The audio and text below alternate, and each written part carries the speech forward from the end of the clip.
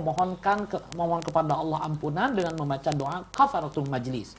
Termasuk ketemu dengan teman, dengan tanpa sengaja ketemu di jalan, kemudian duduk-duduk, bercakap-cakap macam-macam, bicara yang ke sana kemari, ya kakaler kaki dulu, begitu kata orang Sukabumi, gitu ya, ke utara, ke selatan, ke barat, ke timur, bicara macam-macam, bahkan kemudian bicara mohon maaf sekali lagi karena namanya teman sekolah, bicara tentang mantan pacarnya dulu gimana sekarang, apa dia sudah janda, apa belum, atau ini sudah duda, apa sudah punya cucu, macam-macam.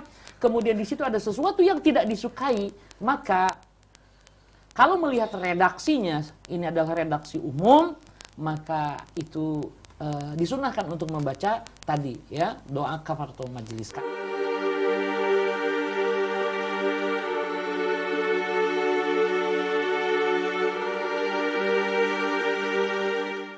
Terima kasih masih setia mendengarkan dan menyaksikan siaran kami di sore hari ini, baik yang lewat radio ataupun lewat streaming YouTube ya Rasul TV. Kita sedang dalam kajian Kitab Riyadhus Shalihin bersama Ustadz Ahmad Soleh, masih membahas tema tentang adab-adab dalam majelis.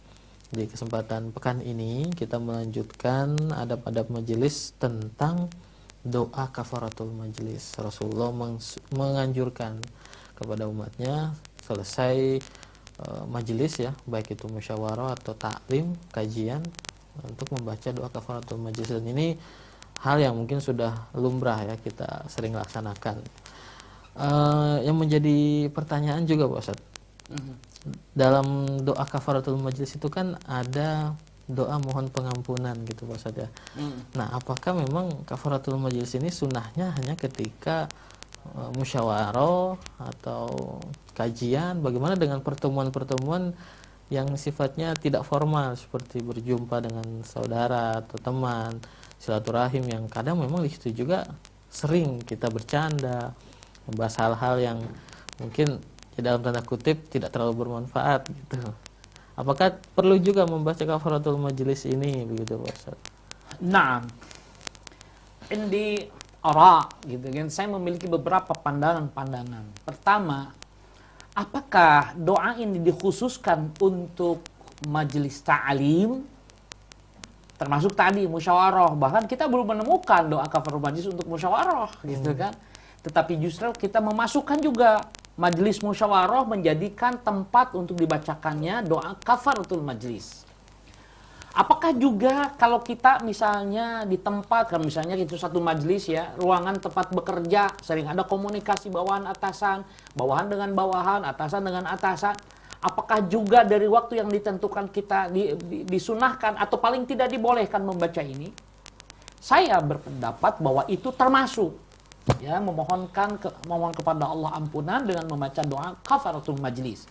Termasuk ketemu dengan teman, dengan tanpa sengaja ketemu di jalan, kemudian duduk-duduk, bercakap-cakap macam-macam, bicara yang ke sana kemari, ya kakaler kaki dulu, begitu kata orang Sukabumi, gitu ya, ke utara, ke selatan, ke barat, ke timur, bicara macam-macam, bahkan kemudian bicara mohon maaf sekali lagi karena namanya teman sekolah, bicara tentang mantan pacarnya dulu gimana sekarang, apa dia sudah janda, apa belum, atau ini sudah duda, apa sudah punya cucu, macam-macam. Kemudian di situ ada sesuatu yang tidak disukai, maka kalau melihat redaksinya, ini adalah redaksi umum, maka itu disunahkan untuk membaca tadi ya doa kafaratul majlis. Karena itu sebagai penghapus dosa antara dia dengan Robnya, dosa dia dengan Khaliknya dalam masalah-masalah yang dia anggap jika itu adalah permasalahan yang dosa selain dosa besar. Ya, jadi kemudian pernyataan berikutnya, bagaimana dengan dosa besar? Yang terjadi di dalamnya ada perdebatan yang satu mengklaim sampai keyakinan syirik ya, dan sampai bubar itu masih berkeyakinan dengan keyakinan syirik. Maka yang tadi mengatakan subhanakallahumma wa bihamdika asyhadu an la ilaha illa anta astaghfiruka wa atubu ilaik, itu adalah yamsahu, akan menghapuskannya, itu adalah dosa yang kecil. Amma dosa yang besar maka harus dengan taubat. Gitu, itu yang pertama.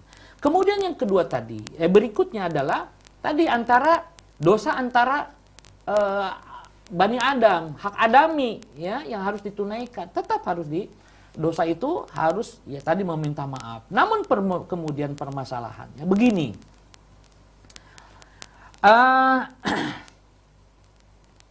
Permohonan maaf itu ya ada yang bisa jadi orang lain tidak merasakan bahwa dia sesungguhnya bahwa orang tersebut yang akan minta maaf itu berdosa atau melakukan kesalahan kepada orang tersebut. Nah, orang yang akan dimintai maaf itu tidak merasa kalau dia itu tersakiti atau dizolimi. Bahkan kemudian bagi dia menganggap hal biasa saja. Tapi yang melakukannya, aduh merasa ini sesuatu yang harus dihapus karena mengganjal di hati. Nah, jika dia memandang bahwa permohonan maafnya itu tidak mengakibatkan apa-apa, yang saya maksudkan tidak mengakibatkan apa itu begini. Saya minta maaf kepadanya, maka majlis tidak ada masalah. Ya, tidak terjadi. Tapi kalau kemudian saya minta maaf kepadanya mengakibatkan justru setiap hak nanti yang saya kemukakan menjadi diabaikan oleh orang lain, maka permohonan maaf itu bisa dilakukan tersendiri waktunya.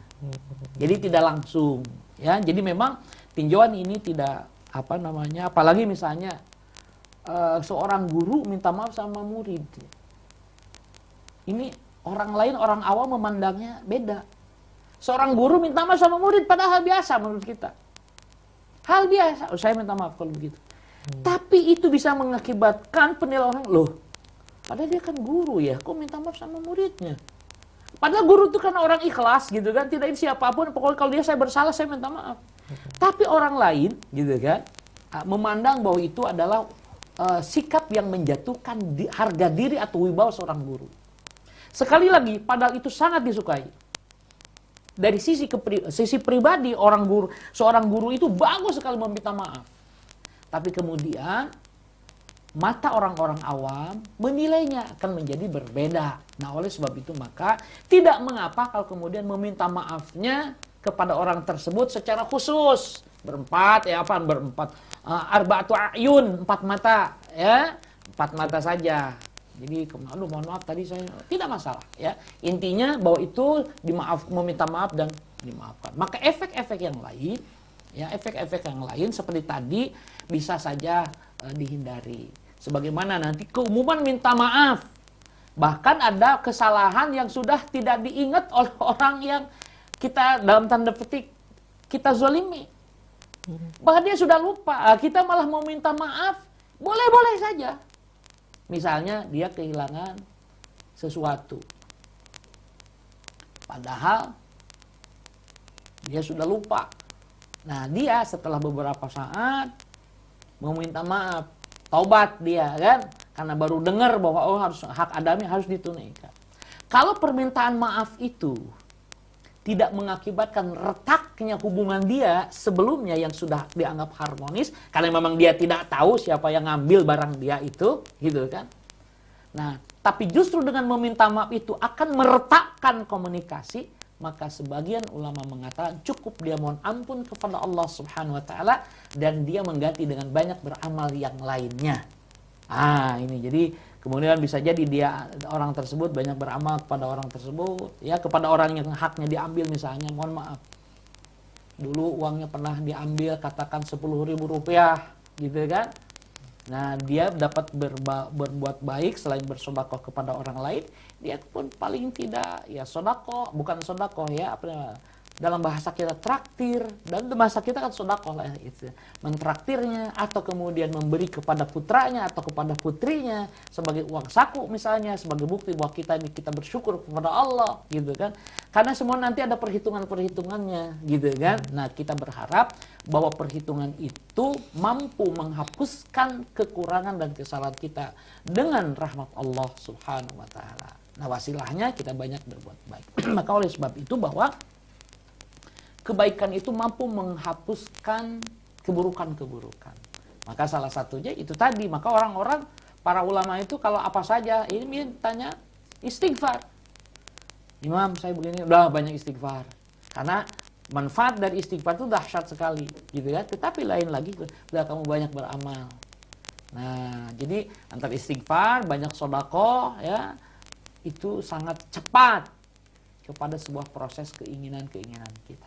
Ya, ini saya kira yang dapat saya kemukakan tentang majelis. Jadi saya garis bawahi, kalau itu dosanya kepada Allah kategorinya dosa besar, maka wajib baginya untuk mohon ampun kepada Allah atau bertobat. Kedua, jika dosanya dosa kecil, maka dengan doa kafaratul majelis fal yakfi, maka cukup. Tapi kalau di dalam majelis itu melakukan kesalahan-kesalahannya kepada sesama Bani Adam, maka hendaknya dia meminta maaf kepada sesama insan itu, kepada sesama muslim itu, kepada sesama ikhwahnya itu, ya, baik itu secara langsung maupun nanti di majelis yang berikutnya, maksudnya dikhususkan di luar majelis gitu ya. Jadi mana yang dianggap sangat baik, penilaiannya sangat baik. Kalau kita misalnya pusing, saya kan nggak tahu apa yang akan terjadi, kalau ya sudah saya minta maaf, ya sudah minta maaf saja, gitu kan. Ini para ulama dalam memandang sebuah permasalahan itu tidak sederhana kalau para ulama. Jadi melihat kalau begini, kalau diduga akan terjadi sesuatu maka begini. Karena semuanya mereka dalami. Demikian, wallahu a'lam bissawab. Baik. Kemudian ada pertanyaan masuk lewat telepon, kita angkat dulu. Halo, assalamualaikum. Halo, assalamualaikum Pak. Waalaikumsalam warahmatullahi wabarakatuh. Iya, dengan Bapak siapa di mana? Ginanjar Pak, ini maaf agak beda nih Pak pertanyaan dengan topik yang sedang on air. Halo Pak. Gini, Maaf, Pak, suaranya masih kurang jelas. kita wajib bagaimana mengetahui secara cepat hikmah di balik musibah yang kita alamin. Ini penting bagi saya buat menenteramkan hati dan mencari keriduan dari takdir buruk yang terjadi Pak. Itu aja, terima kasih. Baik, itu saja Pak ya. Baik, mengambil hikmah dari peristiwa yang sebuah terjadi. Musibah. Nah, Silakan Pak. Nah, peristiwa dari suatu musibah, bagaimana kita secara cepat mampu memahaminya? Tentu begini, ada kalanya kita tidak tahu permasalahannya. Ya, apakah ini musibah ini apa? Yang jelas karena begini. Kenapa kemudian tidak secepat itu? Begini. Karena musibah itu seringkali dihadapi oleh kita, padahal kita tidak bersalah. Yang bersalah orang lain. Tetapi itu adalah musibahnya, musibah sosial, maka kita juga harus menerimanya. Karena misalnya tidak ada amar ma'ruf nahi mungkar. Maka ketika kemaksiatan itu merajalela, tidak ada amar ma'ruf nahi mungkar, maka musibah itu terjadi. Yang satu bisa bertujuan mengingatkan mereka yang salah, tetapi kita yang tidak melakukan kemaksiatan akan kena juga musibah tersebut. Maka oleh sebab itu, introspeksi diri. Dan yang paling tahu bukan orang lain. Introspeksi diri, kira-kira apa yang mengakibatkan saya punya kesalahan apa ini, sehingga kok musibah menimpa saya. Tapi kalau musibah itu musibahnya individual, ya bukan sosial. Kalau sosial itu mujtama gitu ya, secara umum, secara satu perkumpulan, satu komunitas, satu masyarakat gitu ya. Istimai gitu ya. Nah, maka itu tadi ya. Tetapi kalau itu secara individual, maka kita evaluasi. Sama kita evaluasi. Oh, apa nih? Kalau kita menemukan kesalahan kita, oh mungkin ini, segera bertobat pada Allah, istighfar. Tapi tetap juga tidak menemukan, kita baik sangka kepada Allah, bisa jadi ini mau Allah angkat kita ke derajat yang lebih tinggi. Tetapi sekali lagi, yang paling selamat adalah tetap meresponnya dengan mohon ampun kepada Allah. Karena memohon ampun kepada Allah tidak harus ditemukan dulu masalahnya apa. Tidak harus ditemukan dulu dosa kita kepada Allah itu apa, baru istighfar. Tidak. Orang baru menunaikan ibadah sholat saja disarankan, diajarkan dia untuk mohon ampun kepada Allah Subhanahu wa Ta'ala. Ya, jadi bagaimana sih kita mencari hikmah di balik peristiwa ini supaya cepat ditemukan? Itu semua sekali lagi kembali kepada orang tersebut. Dia bisa lebih cepat kalau kebersihan, kebeningan qalbnya, kebeningan jiwanya itu sangat, dia akan cepat menemukan. Tapi kalau seperti kita mungkin harus mendata peristiwa-peristiwa apa, gitu kan? Baru kemudian setelah mungkin ini, itu sudah berapa lama biasanya. Tapi kalau kemudian, kalau para ulama yang ya ahlus suluk itu para penempuh akhlak, ya, para penempuh kemuliaan di jalan Allah Tabaraka wa Ta'ala, dia langsung mengambil sikap dengan mohon ampun kepada Allah Subhanahu wa Ta'ala, istighfar. Ya, jadi itu saya kira yang dapat saya jelaskan tentang bagaimana mengambil ibrah dari sebuah musibah, karena mengambil ibrah dari sebuah musibah pada dasarnya bagi kita itu sulit. Ya, meskipun kita harus meyakini dulu bahwa musibah itu tetap untuk perbaikan dan kebaikan kita. Itu intinya. Ya, hanya kemudian apa penyebabnya, itu bisa kita temukan penyebabnya. Tidak pun tidak mengapa, tapi tujuannya kita sudah tahu bahwa apa? Bahwa musibah itu untuk perbaikan dan kebaikan kita, insya Allah. Maka diikuti dengan istighfar, mohon ampun kepada Allah, meningkatkan amal yang sudah dawam, yang sudah istiqamah, ya, kemudian kebaikan-kebaikan lain. Demikian yang dapat dikemukakan. Wallahu a'lam bissawab. Baik, semoga terjawab ya Bapak yang bertanya lewat telepon. Kita bacakan SMS lainnya Pak Ustadz yang masuk. Baik. Dari hamba Allah di Pondok Gede. Assalamualaikum warahmatullahi wabarakatuh. Waalaikumsalam warahmatullahi wabarakatuh. Ustadz, bagaimana jika acara yang ada orang kafir Kristen? Bagaimana cara salam? Doanya bagaimana? Dari hamba Allah di Pondok Gede. Naam, hamba Allah di Pondok Gede, Masya Allah, bagaimana jika suatu acara ada non-muslimnya? Hunaka Kristen, wa hunaka Katolik, wa hunaka Yahudi. Acaranya gimana? Kalau misalnya kalau saya mengucapkan salam, gimana mengucapkan salamnya? Jika di situ ada umat Islamnya juga, acaranya itu misalnya, mohon maaf, acara syukuran dari perusahaan karena keuntungan tahun ini sampai kepada 1 triliun misalnya. Kemudian perusahaan yang mengadakan syukuran karena yang punyanya orang muslim, tapi karyawannya juga ada yang non muslim. Kemudian kita dimintai sambutannya mewakili satu institusi, baik itu misalnya serikat pekerja atau apa. Ucapkan salam, assalamualaikum warahmatullahi wabarakatuh. Itu saja. Ya, jadi tidak harus bingung. Kecuali memang kalau kemudian mereka hanya mereka walaysa hunakal muslim, dan tidak ada di sana muslim, ya, maka kama kataban Nabi SAW fi risalatihi, sebagaimana Nabi menulis di dalam suratnya, salamun ala man ittaba'al huda.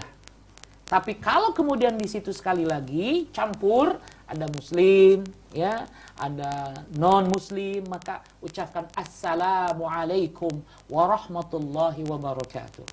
Nah, jadi kalau kemudian selamat dan salam untuk umat Islam itu adalah sebuah doa akibat dari keimanannya, tapi kemudian pengertian untuk selain itu bisa dimaknai berbeda. Bisa jadi itu menjadi sebuah doa juga buat mereka yang salam serta rahmat Allah itu bermakna al-hidayah, bernama hidayatul Islam, gitu ya. Mudah-mudahan mereka mendapatkan hidayah Islam, mendapatkan hidayah Islam yang sempurna. Nah, demikian saya kira. Jadi Anda tidak harus bingung kalau ada acara seperti itu. Anda berdoa, ya Allah, Anda tetap tauhid pertahankan. Misalnya Anda suatu saat dimohon untuk berdoa, masa sih saya harus nolak berdoa gitu? Suruh berdoa pada Allah, masa saya nggak mau gitu kan? Ya, tapi kan acara ini tidak pernah terjadi di zaman Nabi dan ini menjadikan bid'ah. Oke, masalah ini saya kira perlu duduk dulu dengan tenang memikirkannya, karena kita memerlukan sebuah kearifan yang konsisten, mengharuskan sebuah ta'rif dan kearifan. Ta'rif itu definisi yang dimaksud tadi itu apa? Bahwa itu tidak pernah terjadi di zaman Nabi, itu maksudnya apa?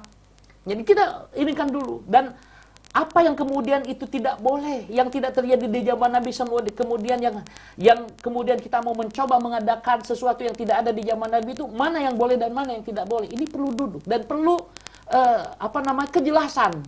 Jangan sampai kemudian kita ngambang karena kita juga tidak utuh, maka syubhat nambah lagi. Nah, kita berdoa untuk keselamatan siapapun. Bahkan Nabi pun mendoakan orang kafir. Tentu kontennya, substansinya yang berbeda. Nabi mendoakan mereka, tentu Allahumma hdihim, Allahumma ya Allah, berilah hidayah kepada mereka. Gitu kan? Itu juga doa, memohon kepada Allah.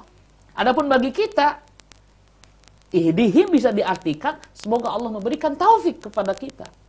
Nah, ini semua ya bisa dimaknai dengan berbagai hal yang semua dalil, semua risalah itu harus dikumpulkan sehingga kita menjadi wadih, menjadi jelas dalam memahaminya. Ya. Jadi kemudian berdoa, kemudian Allahumma ya Allah yang Maha Esa, yang tidak beranak dan tidak diperanakan, kemukakan. Ya tapi kan nanti penyinggung. Siapa yang tersinggung? Kita juga tidak dimaksudkan untuk menyinggung. Kita disuruh baca doa dan itu adalah konsep kita. Memuji Allah karena pujian dalam doa harus didahulukan. Pujian kepada Allah kemudian salawat atas Rasulullah SAW. Itu adab. Tidak ujung-ujung, tidak tiba-tiba meminta. Puji dulu yang akan kita minta. Ya, puji dulu. Gitu kan, setelah itu salawat atas Nabi, baru memohon. Setelah memohon, tutup lagi dengan salawat atas Nabi dan pujian juga untuk yang diminta tadi. Gitu, tentu ini konsepnya tauhid yang harus dipakai. Ya, bahwa kemudian itu tidak pernah terjadi, saya katakan, ya, saya belum menemukan.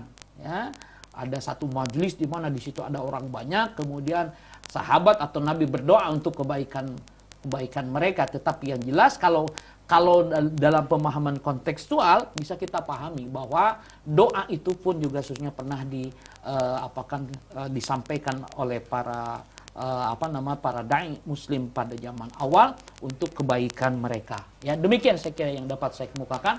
Wallahu a'lam bissawab. Baik, semoga terjawab ya. Bapak hamba Allah ya, hamba Allah di Pondok Gede. Kita angkat telepon lagi, Pak Ustadz, ada yang masuk. Halo, assalamualaikum. Assalamualaikum warahmatullahi wabarakatuh. Waalaikumsalam warahmatullahi wabarakatuh. Dari Bapak siapa, di mana? Dari Muhammad Hanafi di Keramat Jati. Silakan Bapak Hanafi. Mohon maaf Pak Ustaz, yang saya tanya ada 3 pertanyaan. Yang pertama, apakah Nabi Muhammad SAW dulu dalam majelisnya atau memberi tausiah ada juga Nabi Muhammad dan ulama-ulama zaman dulu dalam memberi tausiah ada juga diselingi humor-humor seperti ustaz-ustaz zaman now ini. Oh iya. Yang kedua, apakah boleh mengadakan acara stand up komedian atau humor di dalam masjid? Itu gini Pak Ustaz, waktu itu ada acara seminar sama motivator terkenal, gabung sama ustaz terkenal sama stand up komedian, pengacara humor. Itu sebagai selingan saja, kira-kira setengah jam sebelum acara utama. Tapi orang termasuk saya, orang tertawa terbahak-bahak karena stand up comedian gitu kan. Apakah boleh gitu Pak Ustaz dalam masjid?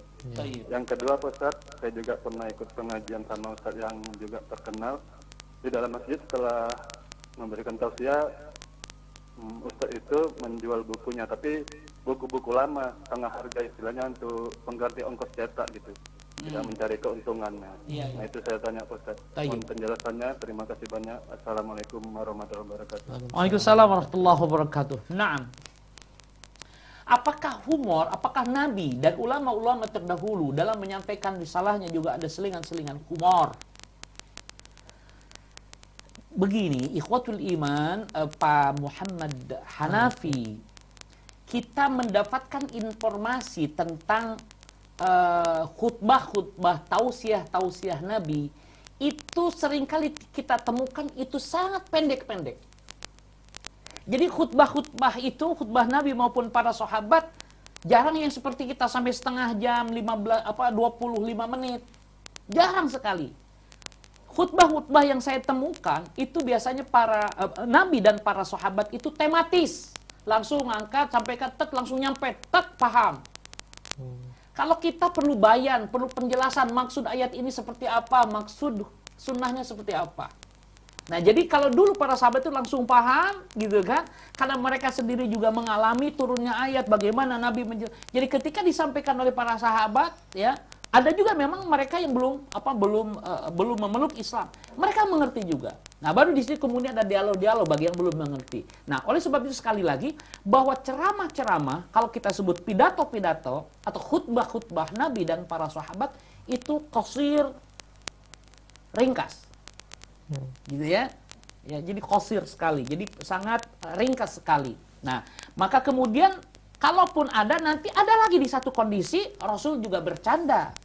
Kalau kita sebut humor juga ada. Tapi kemudian permasalahannya, apakah boleh kemudian humor itu digabung dengan Ceramah. isi ceramah? Ada beberapa pendekatan. Kalau dalam zaman now, ya, zaman sekarang ini, orang kadang menjadi tertarik karena metodologi penyampaian. Metodologi penyampaian itu orang yang serius, ada memang segmennya. Ada orang suka serius. Wah, senang saya, akidah saya nambah kalau serius seperti itu. Tapi ada orang kemudian menganggap, waduh, saya padahal ingin mencari ketenangan, tapi ini, aduh, ini khotib begitu. Khotib kok tegang gitu kan. Padahal juga kita baca memang dalam satu hadis Nabi kalau sedang berkhutbah itu mereka merah mukanya, gitu kan? Oke. Nah, kembali lagi, metodologi ini menjadi perlu, ya. Apalagi kemudian nanti tingkatnya apakah itu boleh disampaikan ketika khutbah? Nah, jelas kalau di khutbah sepakat kita nih, kalau di khutbah itu tidak ada humor. Tetapi kalau sudah bicara dengan pidato, bicara dengan ceramah, ini paling tidak kita sudah mulai berbeda pendapat, ya. Pendapatnya apa? Itu juga akan dibagi. Ada orang membolehkan humor, tapi humor itu tidak dalam rangka atau tidak menghinakan kaum muslimin. Humornya itu tidak mempermainkan ayat-ayat Allah Subhanahu wa taala. Meskipun kalimat ini juga tidak mempermainkan ayat-ayat, perlu uraian-uraian lagi. Sehingga ada orang menangkap, oh ini termasuk mempermainkan ayat Allah, tapi sebagian tidak. Ya, oke. Jadi metodologi itu, ya, metodologi penyampaian ini menjadi hal yang harus dipilih. Karena mohon maaf, ada orang di satu komunitas kalau kita serius, besok-besok aduh. Padahal kita belum sampai, baru mau qadimah itu nyampaikan bab tauhid aja belum selesai. Orang kemudian sudah mulai menjauh. Biarin sajalah, itu memang orangnya saja nggak mau, misalnya. Tentu kita tidak begitu sebagai orang yang berharap kepada Allah kemuliaan bagi orang, bagi para mad'u, orang-orang yang kita bina mendapatkan hidayah. Tentu kita harus mengalah dalam tanda petik. Selama mengalah kita ini tidak menghapuskan nilai-nilai substantif, gitu ya. Maka itu yang pertama. Jadi kalau pertanyaannya apakah Nabi dan para sahabat ketika menyampaikan risalah itu humor, ada humornya, saya belum menemukannya. Saya belum menemukannya. Yang saya temukan justru di lain suasana. Ya, di lain suasana. Nabi pernah humor, kalau kita sebut humor, komunikasi dengan para sahabat, ya, sehingga dalam satu riwayat banyak sekali lah humor-humor Rasulullah yang dianggap oleh kita humor, gitu kan? Misalnya seorang nenek bertanya, apakah aku nanti akan masuk surga? Dijawab, oh di surga nggak ada nenek-nenek, gitu kan? Padahal kalimat itu benar, ya. Jadi ini yang harus dipahami. Dia katakan bahwa di surga tidak ada nenek, jelas di surga tidak ada nenek-nenek, itu kalimat benar sesungguhnya. Tapi dianggapnya humor, padahal benar, ya. Memang di surga itu semua sebaya, ya, tidak ada lagi nenek-nenek, ya. Kemudian juga banyak sekali lah, ya, bagaimana dalam satu riwayat sampai kepada kita juga para sahabat berkumpul bersama Nabi makan kurma, ya. Ada seorang sahabat itu makan kurma, sementara bijinya dipinggirkan ke tempat Nabi. Sehingga, lihat tuh Nabi makan kurmanya banyak sekali, tuh banyak tuh bijinya. Kemudian kata Nabi, si fulan ini, maksudnya sahabat tadi, beliau katakan, ini apalagi dia memakannya sama bijinya, gitu kan? Buktinya nggak ada bijinya tuh. Jadi hal-hal semacam itu. Tapi kemudian bahwa dalam kehidupannya Nabi pun juga ada istilah bercanda yang dalam koridor yang tidak melampaui batas. Nah, permasalahan tadi saja yang kita mulai berbeda pendapat itu, ketika itu candaan itu, humor itu diselipkan dalam penyampaian ceramah. Nah, di sini kita sudah mulai berbeda pendapat. Ada yang membolehkan dengan syarat yang ketat, ada yang menyatakan membolehkan secara mutlak, ada yang melarang secara mutlak, ada yang melarang namun kemudian dia membuka dengan syarat-syarat, gitu ya. Jadi ini yang pertama. Kemudian yang kedua, apa tadi tentang yang kedua? Ada stand up comedy. Stand up comedy. Apakah kemudian kita tadi itu selama tidak humor itu kan tadi humor itu tidak menyakiti, tidak menyimpang, tidak menodai syariat, tidak menodai Allah dan Rasulnya, fala ba'sa bih. ya. Karena ada sahabat di zaman Nabi ya, masa tarbiyah para sahabat, di antara mereka mengatakan bahwa umat Islam itu begini-begini, perutnya begini-begini. Kemudian ditegur oleh Nabi, orang tersebut mengatakan, saya cuma bercanda ya Rasulullah. Apakah kau akan bercanda dengan Allah dan Rasulnya, juga dengan orang-orang yang beriman? Kama qala sallallahu alaihi wasallam, ya. Oke. Kemudian tentang seorang penceramah di masjid menawarkan buku, meskipun sebagai pengganti, ya, sebaiknya itu tidak disampaikan di masjid. Sebaiknya, ya, sampaikan saja bagi informasinya saja. Bagi para hamba Allah, para jamaah yang memerlukan buku ini, silakan hubungi di sana. Gitu saya coba istilah amar, ya. Jadi tidak disampaikan, jadi tidak ada transaksi jual beli, meskipun kalimat yang apa tadi, pengganti ongkos cetak, meskipun cuma itu. Nah, ya, jadi sebaiknya itu dilakukan di luar masjid. Bahwa pemberitahuannya saja jaiz, insya Allah boleh, ya. Itu saya kira, ya, dari pertanyaan Bapak Muhammad Hanafi yang dapat saya jelaskan. Wallahu a'lam bissawab. Baik, semoga jawaban Ustadz mencerahkan, ya. Dan kita lanjutkan ke SMS lain yang masuk, Pak Ustadz. Ini dari Pak Baroto di Pekayon. Assalamualaikum Pak Ustadz. Waalaikumsalam warahmatullahi wabarakatuh. Sebetulnya doa kafaratul majlis itu di negara kita dimulai digunakan kapan ya? Kenapa sampai tahun 2013-an masih pakai wabillahi taufiq wal hidayah dan seterusnya? Mohon pencerahan. Naam. Sejarah. Masya Allah, jamil ya khinul habib. Sejak kapan itu di negara kita? Wallahu a'lam, belum ada penelitian, ya.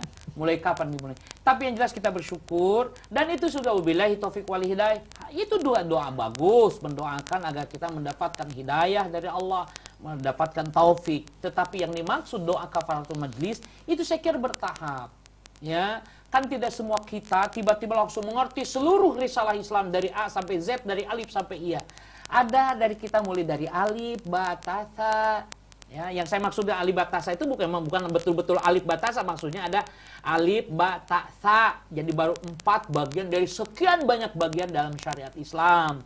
Besoknya nambah lagi ke tha, ke jim, dan seterusnya. Gitu kan? Saya kira itu proses-proses. Tapi yang jelas nanti insya Allah saya kira dengan pakar sejarah dapat kita konsultasikan, ya. Karena ternyata banyak hal yang belum terungkap dan banyak informasi mencengangkan bahwa ternyata Indonesia ini hubungannya dengan Timur Tengah, hubungannya dengan Turki, hubungannya dengan Saudi, hubungannya dengan negara-negara Timur Tengah itu bukan kemarin-kemarin, bukan di zaman bahkan bukan hanya di zaman Nabi Muhammad, bahkan sebelum zaman Nabi Muhammad hubungan-hubungan itu sudah ada isyaratnya, ya. Bahkan bisa jadi Indonesia ini sudah ada hubungannya dengan Mesir sejak zaman Nabi Musa atau sejak zaman Nabi Musa. Konon satu penelitian menunjukkan bahwa untuk membalsem raja-raja Mesir itu mereka untuk mencari bahannya datang ke Indonesia, ke daerah Barus. Maka terkenalah dengan penyebutan kapur Barus. Jadi itu kan sudah lama sekali. Sebelum Nabi Muhammad, makanya nanti saya kira dengan pakar sejarah lah ya, nanti lebih mantap gitu kan. Tapi informasi ini saya kira membuka lah bahwa ternyata hubungan kita Indonesia dengan negara-negara baik itu negara-negara modern atau negara-negara sebelum negara-negara modern, ternyata hubungannya sangat luas. Itulah sebabnya kemudian di Indonesia penyebaran Islam itu sangat cepat, karena di satu sisi terjadi penolakan, terjadi peperangan, tapi kalau dengan Indonesia melalui kultur yang begitu smooth, begitu halus, lembut gitu ya, dengan perdagangan, dengan akhlak. Kemudian orang nanya, dijelaskan tentang Islam, yang kemudian memeluk Islam, gitu ya. Jadi mantap sekali ya. Nah, karena memang ada yang lewat kultur, kebudayaan, ya. Jadi saya kira nanti dalam pendekatan sosiologi, antropologi, dengan pendekatan histori, sejarah, nanti saya kira bisa ditanyakan ya. Adapun saya hanya mengkaji dari sisi kitab Riyadhus Shalihin saja. Demikian saya kira yang dapat saya jelaskan.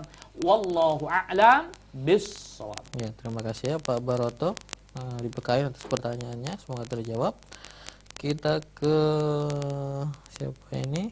Pak Ari, 38 tahun di Bekasi. Assalamualaikum Pak Ustadz. Waalaikumsalam warahmatullahi wabarakatuh. Bagaimana cara menjawab salam Assalamualaikum dari tamu kita yang datang ke rumah tapi dia non muslim? Masya Allah.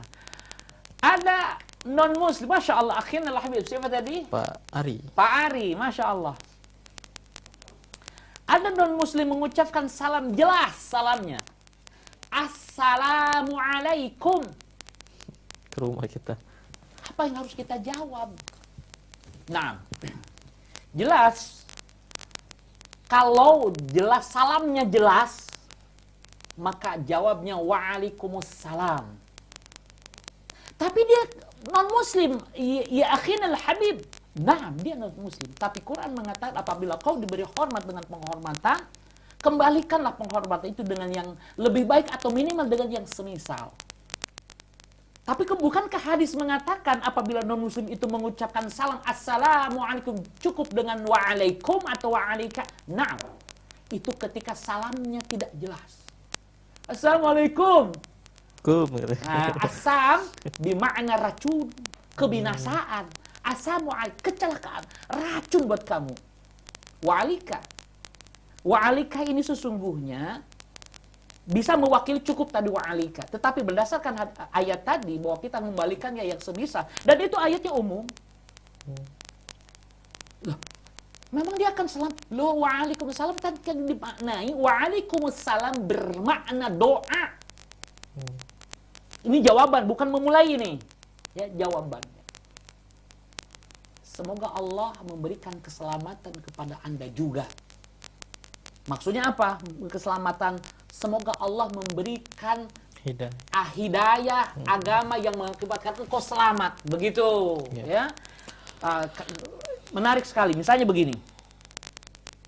Hudzaifah bin Al-Yaman pernah bertanya kepada Rasulullah SAW. Inna kunna fi jahiliyatin wa syar. Sebenarnya kita ini dulu di zaman jahiliyah dan syar. Kesesatan. Faja'anallahu bihadzal khair. Kemudian Allah mendatangkan kepada kita dengan khair, dengan kebaikan ini. Yaitu apa? Islam. Jadi boleh saja kalau kemudian nanti dia orang non-muslim juga memberikan sesuatu kepada kita, maka kita boleh mengatakan jazakallahu khair. Semoga Allah membalas engkau dengan khair. Khair yang dimaksud faja'anallahu bihadzal khair.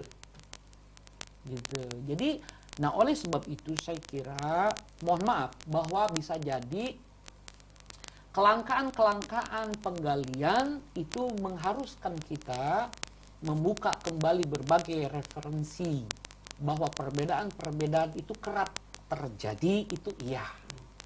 Tetapi yang paling penting adalah pijakan kita, apa dasar yang melandasinya. Itu semua harus dipahami. Mari kita lihat. Rasulullah Sallallahu Alaihi Wasallam hidup berdampingan dengan siapapun.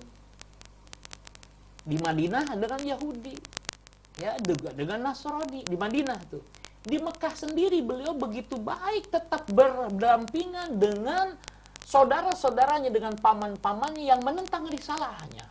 Dan mereka statusnya pada saat itu masih musyrik. Tapi walakinna madza fa'al? Apa yang dilakukan oleh Nabi? Tetap menyampaikan rahmat. Karena beliau diutus sebagai rahmatan lil alamin. Beliau sendiri sebagai rahmat, risalahnya juga sebagai rahmat. Nah, penelitian ini harus kita pahami bahwa belum susah kita membayangkannya kalau kita memang kita katakan seorang dokter. Dokter ini berkewajiban mengobati. Dan berdasarkan sumpah, tidak boleh membeda-bedakan ras, agama, dan macam-macam. Pokoknya tetap dia harus menolong, itu dokter. Nah, Rasulullah SAW itu sebagai rahmat bagi seluruh manusia, seluruh alam. Ya, bagi rahmat, bukan hanya kemudian rahmat bagi para sahabatnya saja, tapi bahkan menjadi rahmat bagi musuh-musuhnya, bagi orang yang menentangnya. Ya, apalagi kemudian nanti ternyata rata-rata kalau kita sebut nabi-nabi sebelumnya juga yang diilustrasikan oleh Al-Qur'an betapa menginginkan umatnya juga selamat. Ya, kalau kita lihat bagaimana Rasul menginginkan para sahabat baik yang beriman secara kafah, maksudnya kafah itu tidak ditemukan kesalahan-kesalahannya, berharap mereka mendapatkan kemuliaan di sisi Allah. Begitu juga mereka yang melakukan kesalahan, Nabi tetap berharap kebaikan kepadanya. Tidak tiba-tiba kemudian yang ditinjau itu kesalahannya saja, tapi tetap Nabi menghendaki umatnya yang tadi ya umat ijabah mendapatkan rahmat Allah tabaraka. Ternyata bukan hanya umat ijabah yang Nabi berharap keselamatan bagi mereka, termasuk umat dakwah. Umat yang belum memeluk Islam, Nabi tetap sampai beliau senantiasa memikirkan mereka menjelang wafatnya masih saja memikirkan umatnya, ummati. Ini maksud ummati dua-duanya dipikirkan oleh beliau sallallahu alaihi wasallam. Jadi sekali lagi para ikhwan sekalian, kalau saya kira pendapat yang selamat cukup dia menjawabnya wa'alaikum. Jadi assalamualaikum atau assalamualaikum atau assalamualaikum. Jelas atau tidak jelas, yang lebih selamat dia menjawabnya wa'alaikum. Dan juga bagi engkau. Tetapi sekali lagi kalau pandangan yang kedua berdasarkan tadi, maka boleh karena jelas doa salamnya, maka cukup dengan mengucapkan wa'alaikumussalam warahmatullah. Kalau melihat tadi apabila kita hormat. Nah, selama ini yang masyhur dalam kajian-kajian, kalau yang mengucapkannya adalah non muslim, maka jawabnya adalah cukup wa'alaika atau wa'alaikum. Ini sekali lagi yang masyhur dan dan saya menganggap ini yang paling selamat. Tapi kalau kemudian tadi dengan pemahaman mengembalikan yang lebih baik atau dengan yang sesuai, karena juga salamnya juga doanya juga adalah doa yang jelas terdengarnya, bukan dalam pengertian yang buram, ya. Dan ini dalam kapasitasnya menjawab salam, bukan memberi salam, maka boleh saja mengatakan wa'alaikumussalam warahmatullah, gitu ya. Meskipun saya pandang jawaban kedua ini juga mengundang kajian-kajian lebih lanjut. Ini saya kira yang dapat saya jelaskan. Wallahu a'lam bissawab. Baik, dan mungkin ini satu pertanyaan terakhir Pak Ustadz, dan sekaligus nanti ada kesimpulannya ya Pak Ustadz. Dari hamba Allah di Cibinong. Assalamualaikum warahmatullahi wabarakatuh Pak Ustadz. Waalaikumsalam warahmatullahi wabarakatuh. Mohon maaf di luar tema katanya. Seseorang datang telat pada sholat jamaah. Dia memaksa ada di saf depan, padahal tempat tidak cukup untuk disisipi seseorang, sehingga membuat orang lain berdempet-dempet. Bagaimana menurut Pak Ustadz sebaiknya katanya? Jamaah datang terlambat, artinya bisa saja mau menjelang qomat, gitu ya, kalau terlambat di sholat berjamaah. Kemudian dia menempati shaf pertama. Maunya begitu. Padahal kita memandang bahwa shaf pertama sudah tidak mungkin lagi dimasuki. Nah, begini, saya tidak tahu persis gambarannya ya. Katakanlah memang sudah rapat dan tidak mungkin dimasuki, itu betul-betul karena tidak mungkin dimasuki. Katakanlah saya adalah orang yang biasa sholat berjamaahnya di satu masjid yang mana safnya renggang-renggang. Ketika saya katakan tidak mungkin lagi dimasuki, itu sesungguhnya mungkin dimasuki. Tetapi kita memandang karena kebiasaannya itu sudah dianggap cukup, ya cukup. Nah, sementara kalau saya biasanya, misalnya sholat berjamaahnya di satu masjid, di mana barisannya benar-benar rapat, tidak ada celah lagi yang bisa dimasuki. Nah, jika yang dimaksud adalah yang kedua, maka hendaknya kita katakan, akhi mohon maaf, ini sudah tidak mungkin lagi. Ya, ini menjadi tidak nyaman. Nah, dan memang dia juga harus tahu diri, gitu lah ya. Nah, kemudian yang kedua, jika yang dimaksud adalah yang pertama, renggang yang pertama, Kalau begitu, terpenuhi yang pertama, maka bukan hanya dia. Kalau yang dimaksud pertanyaannya seperti gambaran pertama, bukan hanya dia, orang lain juga masih boleh masuk lagi selama barisan tadi masih mungkin untuk dirapatkan. Ya, bahwa di dalam satu shop diilustrasikan oleh para sahabat, ya, itu seperti barisan mereka seperti anak panah yang tersusun. Kemudian Nabi menganjurkan juga bahu ketemu bahu saudaranya, tumit ketemu tumit saudaranya. Jika itu sudah terjadi, maka benar bahwa barisan itu sudah rapat, itu benar. Jadi kalau kemudian panah sudah tidak mungkin lagi dimasuki, itu kalau gambaran seperti yang pertama berarti masih bisa dimasuki. Nah, kecuali yang datang terlambat ini memang adalah hafiz Quran yang biasa berdirinya di belakang imam, walahu maqamun khusus, gitu ya. Jadi dia memiliki tempat yang khusus memang karena dia hamilul Quran, hafal Quran, dan dia memang bertugas untuk memberikan memberikan koreksi kepada imam apabila imam salah. Mau tidak mau, kalau memang yang datang ini terlambat padahal dia terbiasa juga tidak terlambat, kemudian dia adalah orang yang hafiz Quran, yang senantiasa duduk di belakang berdiri di belakang imam, maka sebaiknya kita yang memiliki keterbatasan, maka hendaknya mempersilahkan beliau menggantikan posisi kita, gitu kan. Oleh sebab itu maka saya kira yang harus dipahami bahwa dalam fikih itu masya Allah, ya, banyak sekali hal-hal yang kemudian harus kita gali, ya, harus kita gali sehingga informasi-informasi itu, informasi-informasi dari hadis itu mampu menjawab persoalan-persoalan yang ada, bukan merusak persoalan atau menambah persoalan baru, tetapi harus mampu memberikan solusi terhadap permasalahan yang ada. Itu adalah fikih, ya.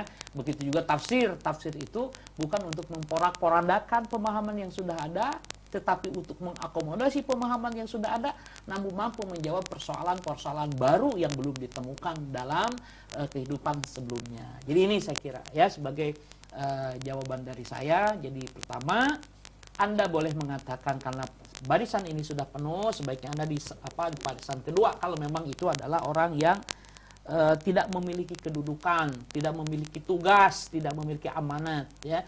Adapun mereka memiliki tugas dan amanat, contohnya adalah hamilul Quran, orang yang hafiz Quran, yang biasa berdiri di belakang imam, maka tetap kalau kita menempati ke tempatnya, maka kita yang harus mundur, mempersilahkan orang tersebut di belakang imam, ya. Ini saya kira tentang penjelasan-penjelasan yang dapat dikemukakan atas pertanyaan-pertanyaan para ikhwan dan akhwat semuanya. Kesimpulan yang dapat kita kemukakan, yang dapat kita susun dari hadis-hadis yang sudah kita kemukakan dan pertanyaan-pertanyaan yang tadi, yang pertama, senantiasa atau hendaknya kita senantiasa membaca doa kafaratul majlis dimanapun dan apapun majlis itu, ya. Kalau di dalamnya terjadi hal yang dikhawatirkan melanggar, ya, atau melakukan dosa kepada Allah Subhanahu wa taala, maka hendaknya senantiasa membaca doa itu. Kedua, hendaknya kita senantiasa melihat, ya, persoalan-persoalan dengan berkembang terus, dengan mengkaji terus menerus, ya, karena perlu saya kemukakan bahwa yang tidak berubah itu adalah tauhid. Adapun muamalah yang lainnya itu menyesuaikan dengan permasalahan yang sedang dihadapi. Para nabi sejak diutusnya nabi dan rasul, sejak diutusnya dari yang pertama sampai Nabi Muhammad, akidahnya tidak berubah, tauhid. Yang berubah adalah syariatnya. Nah, kenapa syariatnya berbeda? Disesuaikan dengan zamannya masing-masing.